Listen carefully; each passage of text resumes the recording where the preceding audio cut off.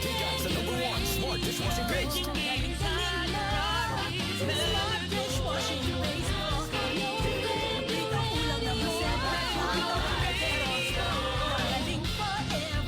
Amoy na kung smart ang dishwashing paste. May bubble tanggaling formula, tanggaling sebo, kay bacteria.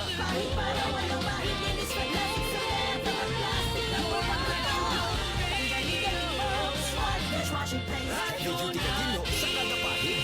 Smart dishwashing paste, manufactured by ACS Manufacturing Corporation, ISO certified, world-class Manila quality. Broadcasting Company. DXTC 95.9 Radyo Natin FM of Manila Broadcasting Company, MBC Media Group is a proud member of the KBP, Kapisanan ng mga broadcaster ng Pilipinas, in partnership with the Cotabato Institute of Technology, Foundation Incorporated, Starwax, ang #1 Manila Broadcasting Company pioneered Radyo Natin's operation with the first 100 community radio stations on December 16 of 1997. The ardent desire to democratize radio and to reach the unserved, remote, and neglected areas around the Philippine archipelago bravely exceeded the ridicule and tons of less encouraging reactions from the broadcast and the business sectors.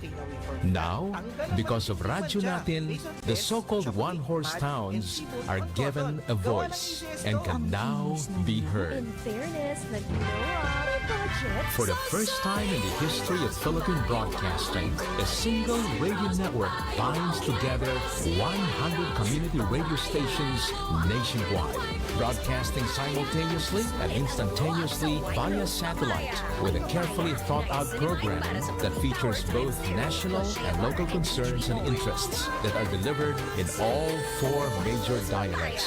Radyo Natin stations are the only source of entertainment, education, and information in majority of areas never penetrated by other media organizations and serving more than 10.8 million captured listeners nationwide. These and more make Radyo Natin #1 because it's the only one.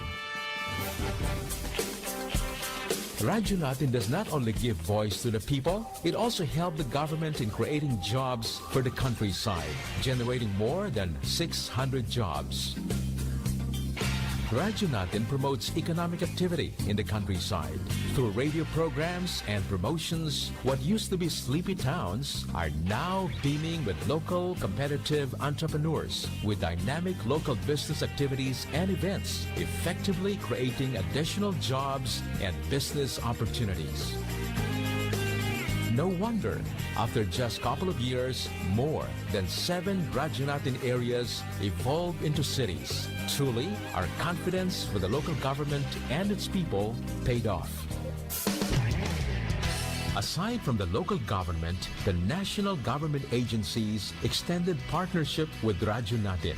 These agencies need the support of Radyo Natin for them to effectively reach out to all Filipinos, either for information dissemination, outreach programs, disaster management, tourism, or simply a two-way communication avenue for a country and its people. Mula sa kinikilala at pinagkakatiwalaang pangalan sa larangan ng radio broadcast.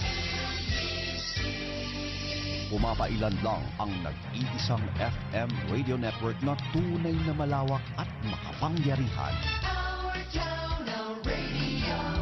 The power of information with more than 200 news and public affairs correspondents nationwide. The power of radio is within reach. Manila Broadcasting Company's Radyo Natin Network. Radyo Natin reinforces its unwavering commitment as a catalyst for equal opportunity and the right to be equally informed and heard, specifically for the marginalized sectors of Philippine society.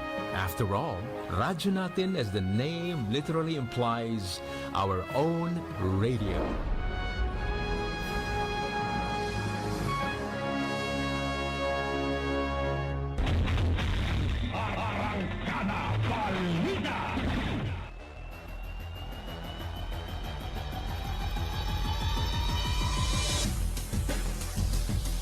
DXTC 95.9 na Radyo Natin FM Cotabato City sa proud member of the KBP Kapisanan ng mga broadcaster ng Pilipinas of MBC Manila Broadcasting Company or Media Group.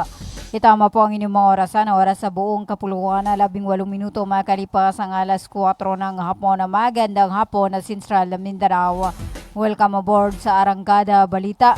Ngayon ay araw ng Lunes, ika-27 sa buwan ng Abril 2026 at ika-10 sa buwan ng Julhadja 1447 sa Islamic Isra Calendar. Sa ngalan po ng aming butihing station manager sa aming admin officer KBP licensor PB Jawaril at sa aming news head Miss Noronisa Mamital Kusin at sa aming mga media technician, ako po ang inyong makakasama sa loob ng isang oras sa radyo natin, Caroline Abbas. 19 minuto makalipas ang alas 4 ng hapon at ang oras na natin sa inyo ng Cotabato Institute of Technology Foundation Incorporated at ng Al Rais Ventures Corporation. Nasa pamahala ni Manager Abidin E. Ali at ng Green Pharmacy. Para sa mga preskong gamot, hanapin lamang ang Green Pharmacy na makikita sa tapat lamang ng People's Palace in Suat Avenue, Cotabato City. 19 minuto makalipas ang alas 4 ng hapon.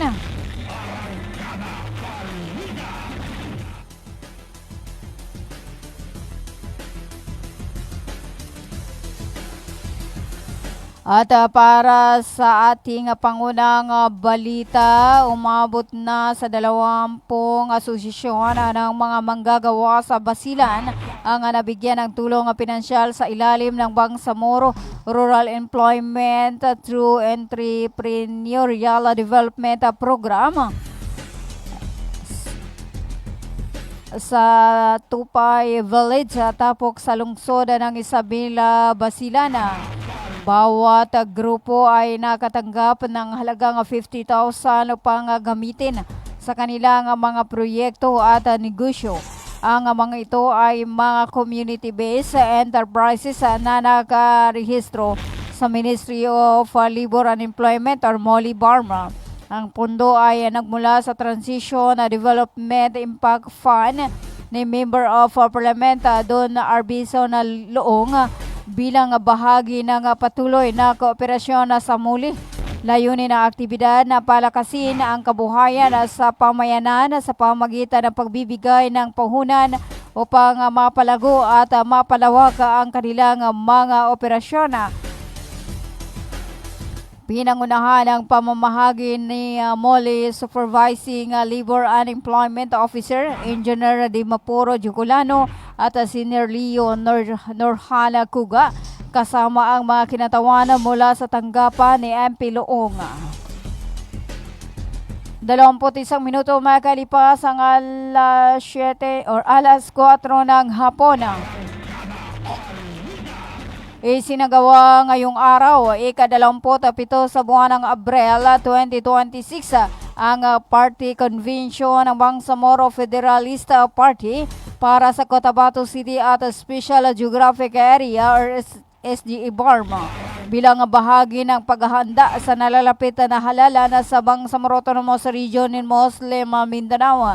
Layunin ng konvensyon na pagtibayin ang pagkakaisa ng mga leader, membro at taga-suporta at inihayag ang mga plano at advokasya ng Bangsamoro Federalist Party para sa rehiyon.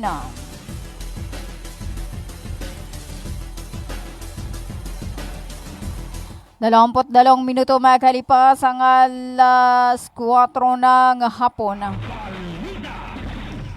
Para sa iba parating mga balita, isinagawa ng Progresibong Bangsamoro Party o Pro Bangsamoro Party ang kanilang General Assembly kahapon, ika-26 sa buwan ng Abril, taong kasalukuyan na ginanap sa Alnor Convention Center, lungsod ng Cotabato.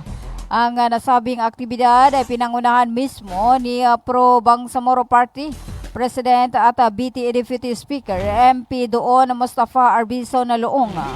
Kasabay ng pagpupulong, nagsagawa rin ng orientasyon para sa mga membro at taga-suporta. Lumagda din sa isang commitment wall upang masiguro na ang lahat ng mga nominado, opisyal at kasapi ay maninindigan sa diwa ng fair play, katapatan at tamang pakikitungo, hindi lamang sa isa't isa kundi pati na rin sa iba't ibang partido politikal. Ang Pro Bangsamoro ay isang malawak na kilusang politikal na binubuo ng mga leader, profesional, kabataan, kababaihan at mga tagapagtaguyod mula sa mamayan. Nagkaisa sila upang isulong ang tunay na otonomiya, patas na pamahala at pangmatagalang kapayapaan sa rehiyon. 24 na minuto makalipas ang alas 4 ng hapon bilang paghahanda sa kauna-unahang Bangsamoro Parliament election or parliamentary election na nagsagawa ng party convention kahapon ang Bangsamoro Federalist Party na ginanap din sa Cotabato City.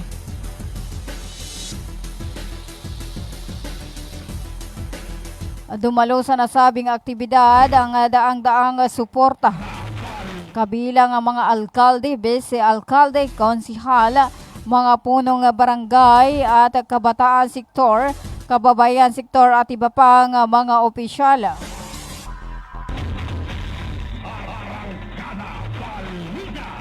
Dalawamput 5 minuto makalipas ang alas 4 ng hapon. Para sa iba pa nating mga balita, formal lang nanumpa bilang mga bagong kasapi ng Bangsamoro Federalist Party ang ilang lokal na opisyal o LGU officials na Maguindanao del Sur na ginanap kahapon ika-26 sa buwan ng Abril taong kasalukuyan na ginanap sa Maytalayan, Maguindanao del Sur.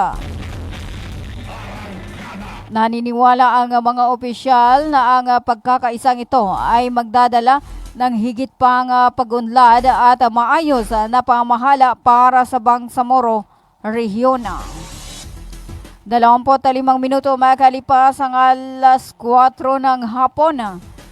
Para sa iba pa nating mga balita, matagumpay na napagkasundo ng mga single entry approach this officer ng Bureau of Labor Relations and Standards sa ilalim ng Ministry of Labor and Employment or MOLIBARM ang isang request for assistance hinggil sa separasyon pay na isinagawa noong ika-23 sa buwan ng Abril taong kasalukuyan na ginanap sa Mole Regional Office sa Bangsamoro Government Center, Cotabato City.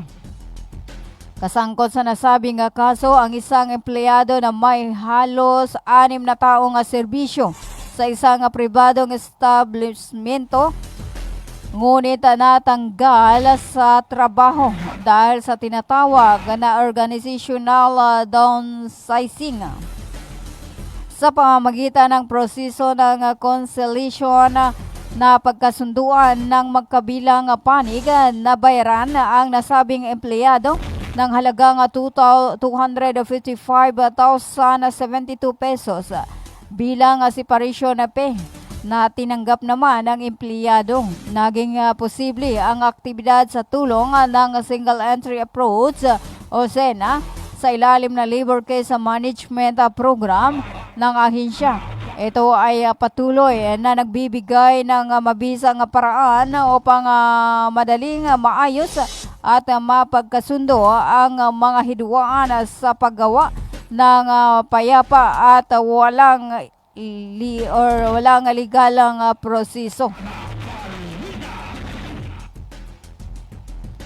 27 minuto makalipas ang alas 4 ng hapon. Para sa iba pa nating mga balita, pinagpatuloy ng The Asia Foundation ang pagbibigay ng teknikal na suporta sa pamahalaan ng Pilipinas at Moro Islamic Liberation Front or MILF sa pamamagitan ng isang orientasyon na naglalayong palakasin ang kaalaman ng kanilang mga puwersa hinggil sa mga umiiral na ceasefire mechanism sa ilalim ng GPH-MILF peace process. Idinaos ang aktibidad sa Santa Clara, Lamitan City, Basilan kung saan tinalakay ang mahalagang papel ng Coordinating Committee on the Cessation of Hostilities, an ad hoc joint action group sa pagpapanatili ng kapayapaan, seguridad at katatagan sa mga komunidad sa Bangsamoro.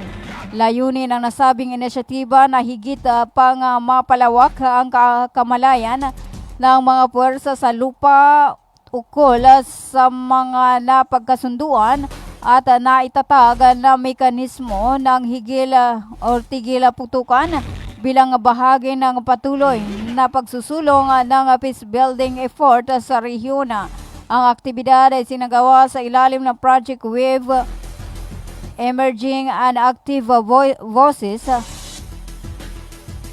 for Peace and Stability and Bangsamoro na pinunduhan ng pamahalaan ng Australia. Patuloy naman ang nakikipagtulungan ang The Asia Foundation sa mga pangunahing stakeholders upang matiyak ang pagpapatuloy ng kapayapaan at katatagan sa Bangsamoro.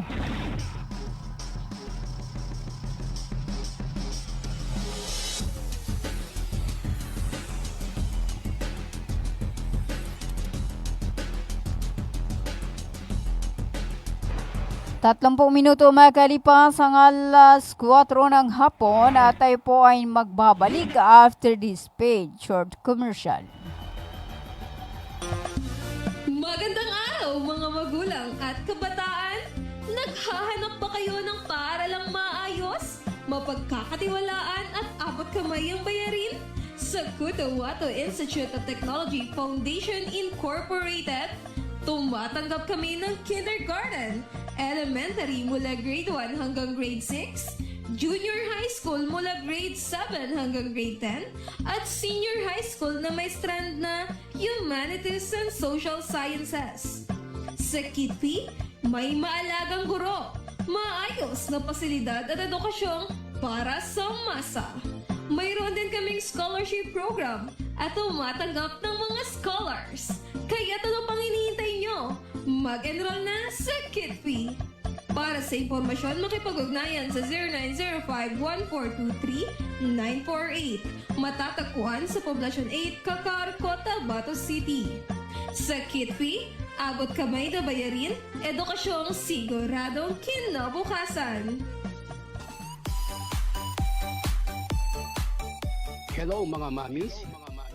Gusto nyo bang manganak sa dekalidad at libreng paanakan? Halina at puntahan ang Bagwa Lying-in Clinic. Libreng manganak at kasama na ang family planning. Kaya mga mamis, simulan na ang libreng pagpapacheck up. Dito lang yan sa Bagwa Lying-in Clinic. Open 24 hours at PhilHealth accredited. Narito ang kanilang mga services offered. Family planning, IUD insertion or removal, check-up, pill supply, condom supply, DMPA injection, referrals for bilateral ligation, BTL, natural family planning, NFP method, counseling, maternal and child health, physical exam, breast exam, pelvic exam, prenatal care, postnatal care, pap smear, well body care, immunization, breastfeeding, cord dressing, weight taking, safe, normal, spontaneous delivery, newborn screening. For other services, you may please contact our midwife at landline number 557-4422 or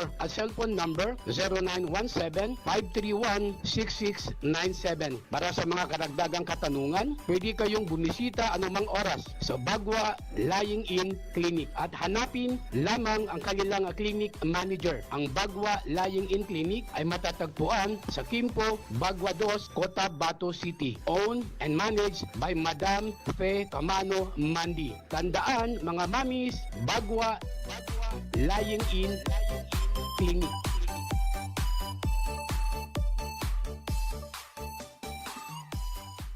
Libre po ang mga anak sa Bagwa Lying-in Clinic. Kinakailangan lamang po ang updated na PhilHealth. Maraming salamat.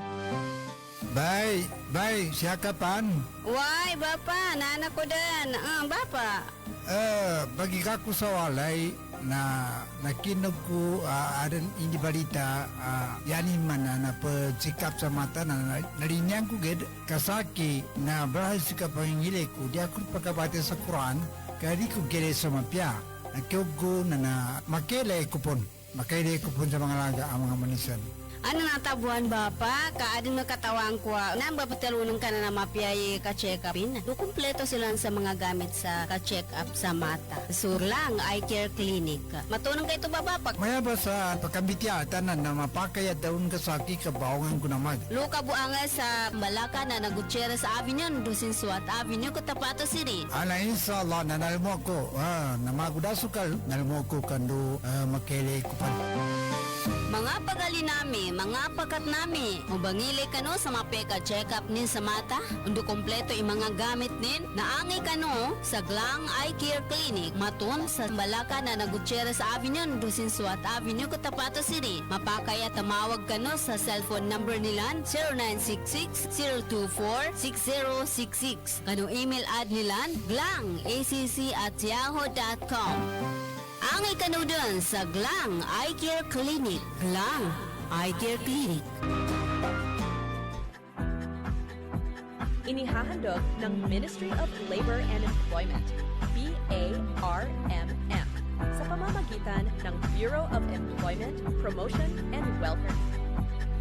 Mole Job Portal project na binuo para sa mga aplikanteng naghahanap ng trabaho at mga pribadong establishmento, kumpanya at recruitment agencies na nangangailangan ng mga trabahante. Libre. Madali. Ligtas gamitin para sa mga job seekers at employers. Narito ang iilan sa features at function ng online platform system na ito.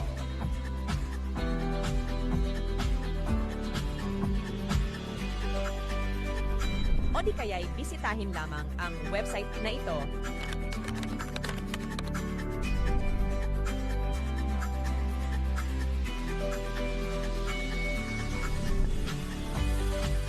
O maaari din i-scan ang QR code sa larawan. Para sa karagdagang impormasyon, bisitahin ang official website ng moleportal.h. Bumili at manalo ng 300 pips to make a raffle promo sa KCC Mall of Cotabato. May 1 raffle entry sa bawat 200 pesos sa KCC Department Store o 1 raffle entry sa bawat 500 pesos sa KCC Supermarket gamit ang KCC Forever Bonus Card. May chance ka pang manalo ng 40 million shopping money. Milyong exciting prizes. KCC Supermarket, nakabarato. Everything's here at KCC for you. Water refilling station ba ang hanap mo? Ang Cotabato Aqua Life Water Refilling Station ay higit na mabuti dahil mayroong itong malinis at nakakabuti sa ating katawan. Matatagpuan sa Santa Ana Street, Ruales Site, RH13, Cotabato City. Para sa karagdagang katanungan, tumawag sa kanilang contact number 0916-3574-888 o 421-2011. Cotabato Aqua Life Water Refilling Station. A quality life, a quality water.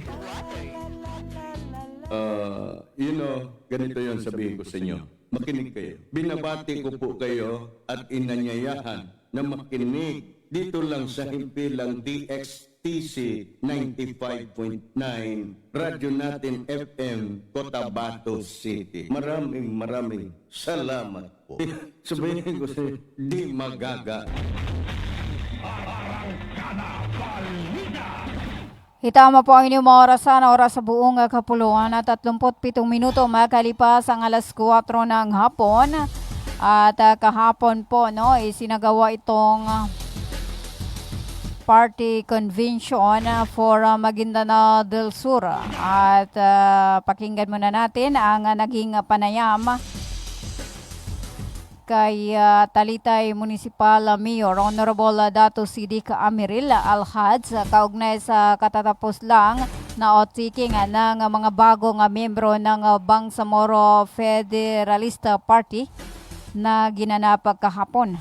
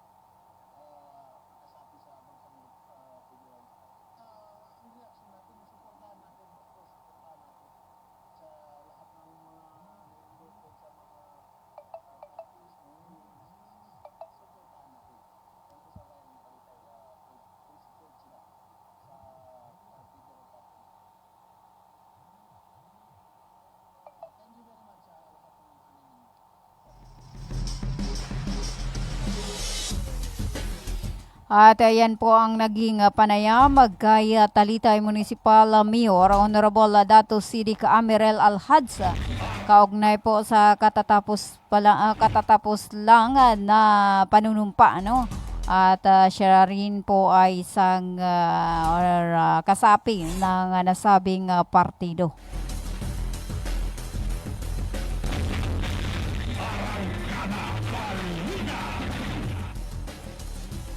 Apat na pong minuto makalipas ang alas 4 sa mga estudyante, kabataan at iba pang mamamayan ng bayan. Layunin na nitong maging ligtas na espasyo para sa mga aktibidad na nagtataguyod ng pagkakaisa, pag-unlad at kultura ng kapayapaan sa komunidad. Ang proyekto ay bahagi ng Peace Building Initiative ng lalawigan sa ilalim ng pamumuno ni Governor Dato Ali Mitimbang, katuwang sina Vice Governor Hizama Nando at Congressman Ismail Tuto Mangudadato. Naniniwala ang mga opisyal na ang pagpapalawak ng akses sa edukasyon at kaalaman ay mahalagang hakbang sa pagtataguyod ng pangmatagalang kapayapaan at kaunlaran sa lalawigan. Nauna nang inilunsad ng pamahalaang panlalawigan ang mga training centers sa iba't ibang bayan bilang bahagi ng pagpapalakas ng human resource development sa Maguindanao del Sur. Sa pamamagitan ng learning hubs, inaasang mas marami pang mamayan ang mabibigyan ng oportunidad para sa pag-aaral, pagsasanay at pag-unlad. 42 minuto makalipas ang alas 4 ng hapon. At para sa iba pa nating mga balita,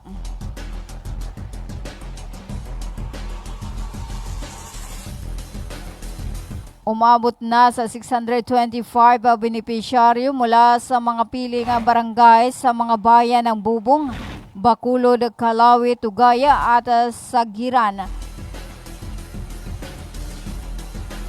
Ang nakatanggap ng tig 25 kilong bigas at mga kahon assorted groceries sa isinagawang distribution activity ng Project Tabang sa Kapantara na Marawi City. Ang nasabing pamahagi ay bahagi na patuloy na pagpapatupad ng Project Tabang sa ilalim ng ayuda alay sa Bangsamoro or ALAB na naglalayong maghatid ng agarang tulong sa mga mahinang sektor at matiyak ang tuloy-tuloy na supply ng pagkain sa mga komunidad sa Lanao del Sur. Ayon pa sa mga tagapagpatupad, nakatuon ang programa sa pagtugon sa pangangailangan ng mga pamilyang naninirahan sa geographically dispersed and underserved areas sa rehiyon ng Bangsamoro. Layunin nito nga maabuta ang mga komunidad na higit pang nangangailangan ng suporta, lalo na sa mga liblib na lugar.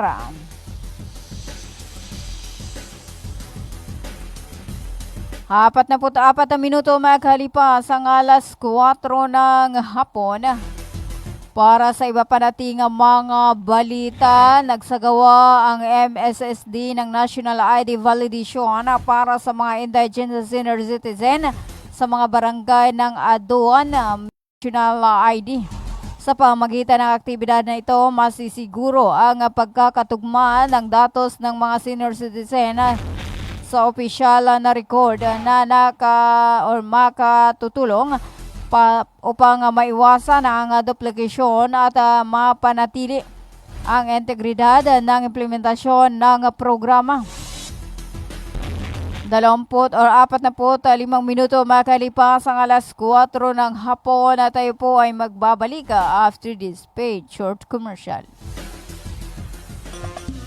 Magandang araw mga magulang at kabataan!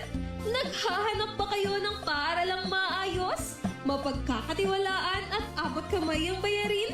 Sa Cotabato Institute of Technology Foundation Incorporated, tumatanggap kami ng kindergarten, elementary mula grade 1 hanggang grade 6, junior high school mula grade 7 hanggang grade 10, at senior high school na may strand na Humanities and Social Sciences. Sa Kitpi, may maalagang guro, maayos na pasilidad at edukasyong para sa masa. Mayroon din kaming scholarship program at tumatanggap ng mga scholars. Kaya ano pang hinihintay nyo? Mag-enroll na sa Kitpi. Para sa impormasyon, makipag-ugnayan sa 0905-1423-948. Matatagpuan sa Poblacion 8, Kakar, Cotabato City. Sa Kitpi, abot kamay na bayarin, edukasyong siguradong kinabukasan. Hello mga mamis. Gusto nyo bang manganak sa dekalidad at libreng paanakan? Halina at puntahan ang Bagwa Lying-in Clinic. Libreng manganak at kasama na ang family planning. Kaya mga mamis, simulan na ang libreng pagpapacheck-up. Dito lang yan sa Bagwa Lying-in Clinic. Open 24 hours at PhilHealth accredited. Narito ang kanilang mga services offered. Family planning, IUD insertion or removal, check-up, pill supply, condom supply, DMPA injection, referrals for bilateral ligation, BTL, natural family planning, NFP method, counseling, maternal and child health, physical exam, breast exam, pelvic exam, prenatal care, postnatal care, pap smear, well body care, immunization, breastfeeding, cord dressing, whey taking, safe, normal, spontaneous delivery, newborn screening. For other services, you may please contact our midwife at landline number 557-4422 or a cellphone number 0917-531-6697. Para sa mga karagdagang katanungan, pwede kayong bumisita anumang oras sa Bagwa Lying-in Clinic at hanapin lamang ang kanilang clinic manager. Ang Bagwa Lying-in Clinic ay matatagpuan sa Kimpo, Bagwa 2, Cotabato City. Owned and managed by Madam Fe Camano Mandi. Tandaan mga mamis, Bagwa Lying-in Clinic.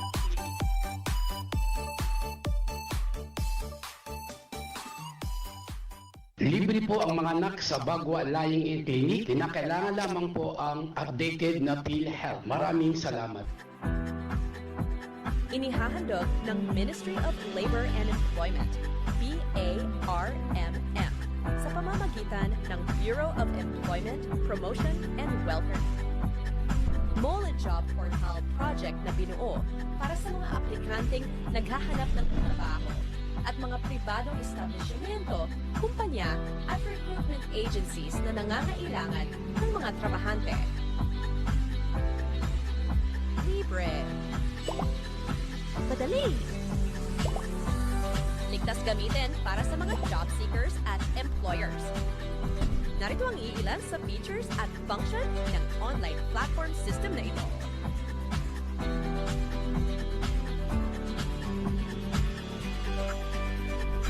O di kaya'y bisitahin lamang ang website na ito.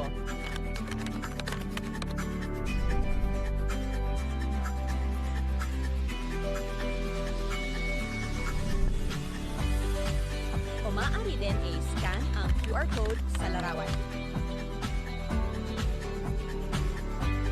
Para sa karagdagang impormasyon, bisitahin ang official website ng moliportal.h.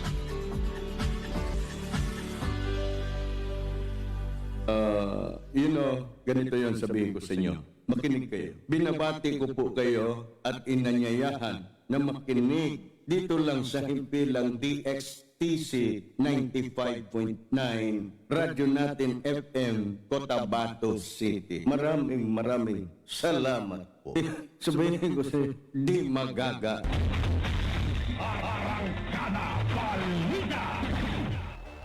Itama po ang inyong mga orasan, ang oras sa buong kapuluan na 50 minuto makalipas ang alas 4 ng hapon. Kayo pa rin ay patuloy na nakikinig sa Arangkada Balita. Ang Arangkada Balita ay atid sa inyo ng Ministry of Labor and Employment or MOLIBARM sa pamahala ni Minister Dato Muslim NG Sema or Bapamos at sa kanilang General Director Dato Zurab Abutazil Jr. 50 minuto makalipas ang alas 4 ng hapon. Samantala, pakinggan po natin ang naging daloy ng pulong balitaan kahapon sa isinagawang progresibong Bangsamoro, no? Or General Assembly ng progresibong Bangsamoro Party na sa pangunguna ng kanilang President at BTA Deputy Speaker MP Don Mustafa Arbizo na Luong.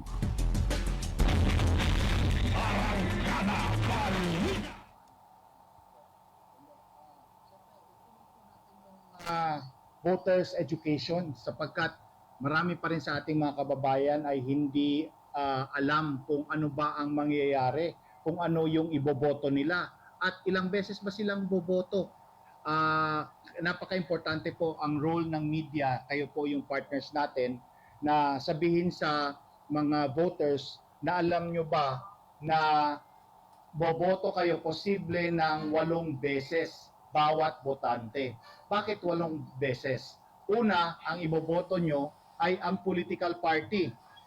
Example, Pro Bangsamoro Party. Yon. Hanapin nyo lang ang pro, yon ang iboboto. Pangalawa, yung district representative. So ang district representative pwedeng manggaling sa iba't ibang mga political parties yan. So yun yung pangalawang boto.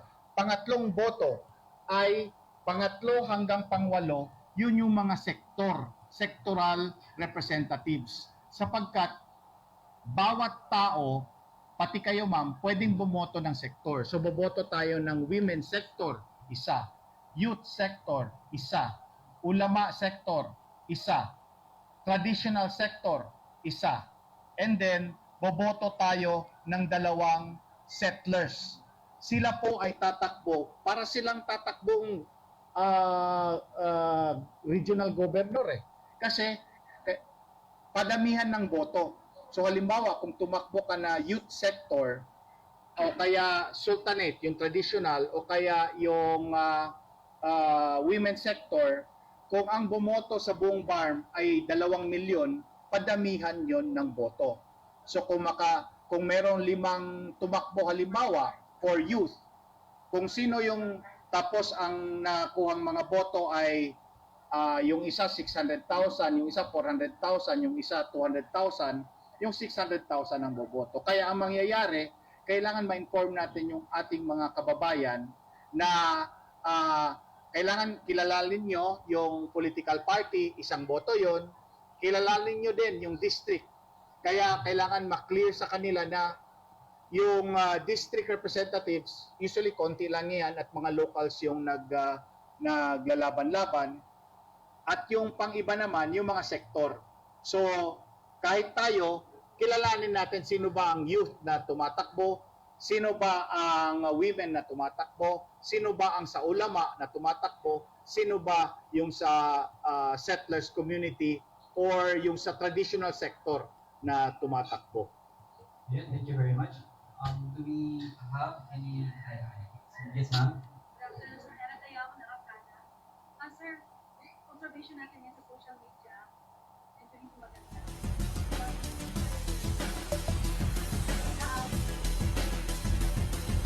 54 na minuto makalipas ang alas 4 ng hapon at yan po yung isinagawang pulong balitaan sa katatapos lang na General Assembly ng Pro Bangsamoro Party or Progresibong Bangsamoro Party.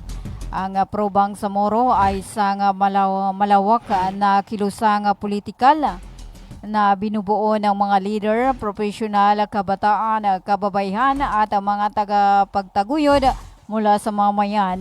Nagkaisa sila upang isulong ang tunay na otonomiya, patas na pamahala at pangmatagalang kapayapaan.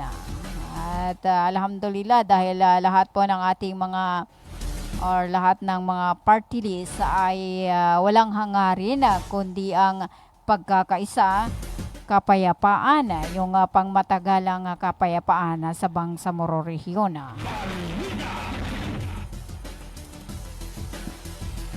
At kanina isinagawa din ang party convention ng Federalist Party.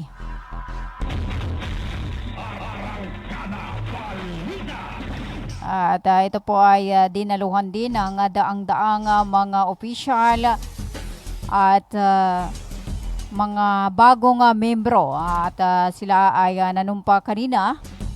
Kasali po yung 7 organs ng Cotabato City. At yan, nakita rin natin doon si Member of Parliament Abdul Basit Benito. At isa siya sa kasama, kasali, kasapi po ng Bangsamoro Federalist Party.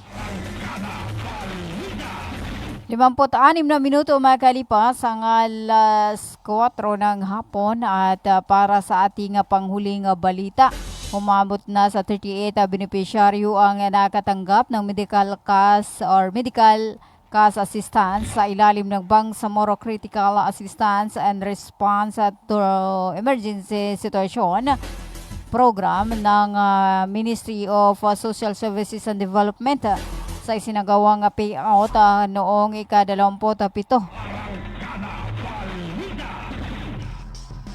or ngayong ika-27 sa buwan ng Abril at 2026 sa dalawang bayan sa probinsya ng Lanao del Sur A.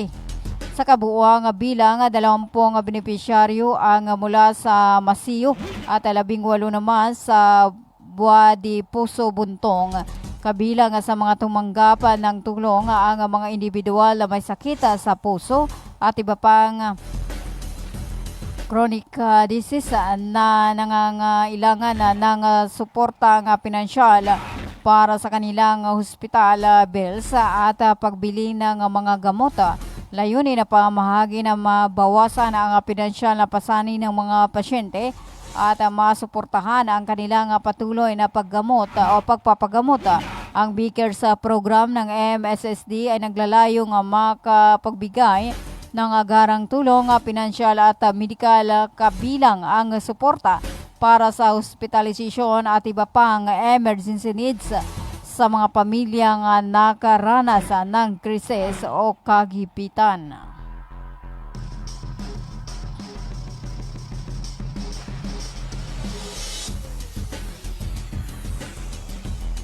Limamputwalong minuto makalipas ang alas 4 ng hapon at yan na po ang kabuuan ng ating arangkada balita.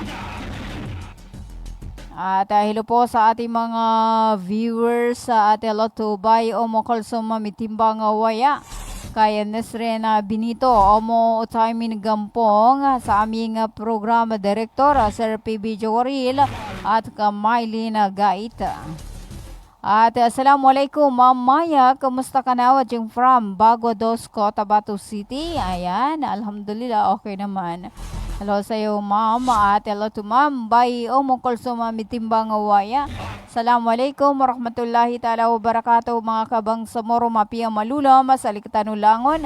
Ma'am Caroline, always watching. Pa-shout out. Kidato to ngawaya.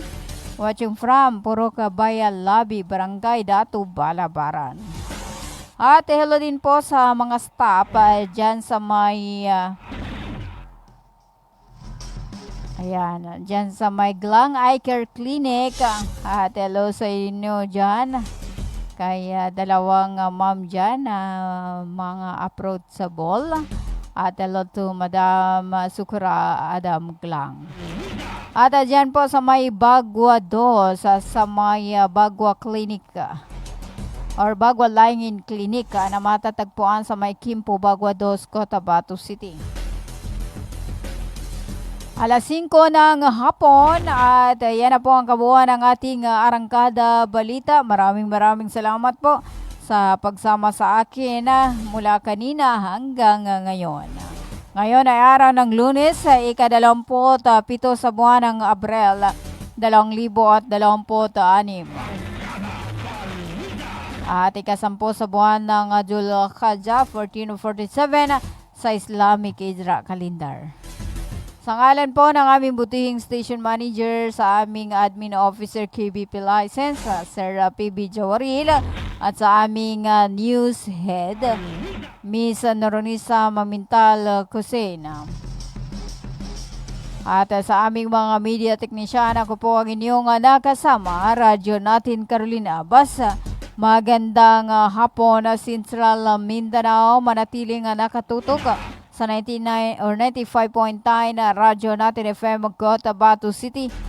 Tuloy-tuloy sa pagbabalita, tuloy-tuloy sa serbisyo. Sama-sama tayo Pilipino at sama-sama tayo Bangsamoro. Ganito yon sabihin ko sa inyo. Makinig kayo. Binabati ko po kayo at inanyayahan na makinig dito lang sa himpilang DXTC 95.9 Radyo natin FM Cotabato City. Maraming salamat po. Sabihin ko sa di magaga. Ang kainainalang transaksyon sa kanyang mga bank account. Lumabas sa investigasyon na meron mano siyang 36 na bank account sa 4 na bangko. Bagamat may buwan ng sahod na halos 50,000 piso, umabot sa average sa 73,000 piso ang kanyang mga deposito mula Mayo hanggang Agosto 2022. Nauna na naka-social bounce sa interrupted operation ng NBI noong Mayo 27, 2022 matapos manong mangikil ng 500,000 piso. Dahil dito, sinatulan siya ng korte ng sunod-sunod na pagkakakulong mula sa 4 hanggang 13 taon. Depende sa bawat bilang ng kaso kasama ang milyon-milyon na pisong multa. Ayon naman kay Justice Secretary Frederick Bida, hindi dapat isinasasabi ang integridad at pananagutan sa serbisyo publiko. So si Boy Gonzales para sa Lisa Arizona sa Pilipinas, una sa Pilipinas. Maraming salamat, Boy Laya Gonzales. Balita mula dun sa Amerika, yung namaril sa grupo ni President Trump sa White House Correspondents' Dinner. Ito nga't lakay gunman na nagpaputok ng baril sa gitna ng White House Correspondents' Dinner, nakilala na. Idatay mo balitang yan, James Galange. Balita mula sa Colombia, tinatay na sa 13 kataong nasawit na 17 sugatan. Ba't Colombia yan? Pinag-usapan natin yung sa White